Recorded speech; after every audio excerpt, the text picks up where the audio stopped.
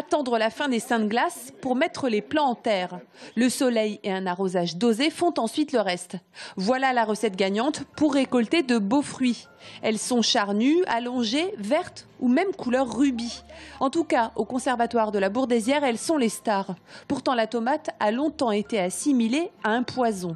C'est particulier parce que d'abord la tomate elle est venue avec les conquistadors au XVIe siècle. C'était un petit buisson de petits fruits qui sentaient curieusement très fort, probablement à cause du feuillage.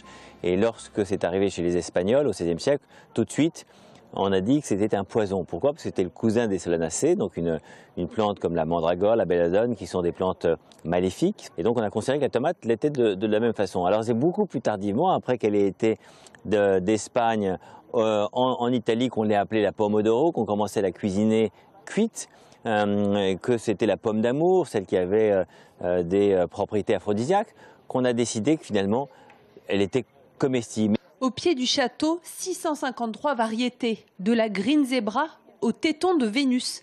Parce que oui, si les tomates ont un point commun, celui d'être composées d'eau à plus de 90%, chaque variété possède son nom. Regardez, on est entre la Brandywine, la Bradley, la Clear Pink, la Cracovie Yugoslavian Pink, la Lida Gold, on se retourne la Mirabelle Blanche, la Blanche du Canada.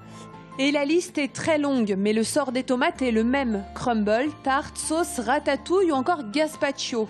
Autrefois diabolique, la tomate est même devenue la star de la lutte contre le vieillissement. Désormais, chaque matin, on ajoutera à la crème contour des yeux un mix de tomates, de pommes et de menthe fraîche qui serait un véritable cocktail de jouvence.